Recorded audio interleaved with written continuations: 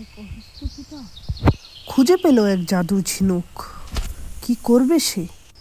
জাদুর ঝিনুক নিয়ে সে মহা আনন্দে নাচতে থাকে। জাদুর ঝিনুককে মুখে তুলে নিয়ে চলে যায় তার জঙ্গলের দিকে।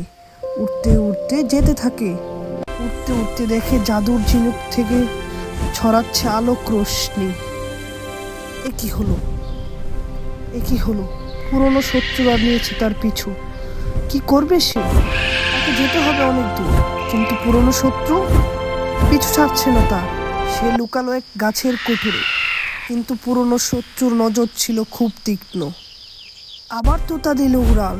সে পাড়ি দিল অনেকটা পথ। শত্রুরা গেল পিছনে। এ কি হলো? শত্রুরা পিছনে তার জঙ্গলে চলে আসলো। তোতা তার সবটা শক্তি দিয়ে তার সেই ঝিনুককে রক্ষা করল, কিন্তু সে নিজেই আহত হয়ে গেল। চলে গেল শত্রুরা, কিন্তু সে দুর্বলতা নিয়ে চোখের জল এক ফুঁটা করে ঝিনুকের গায়ে পড়ল। অলৌকিক কাণ্ড! ঝিনুকের গায়ের থেকে বের হলো আলো।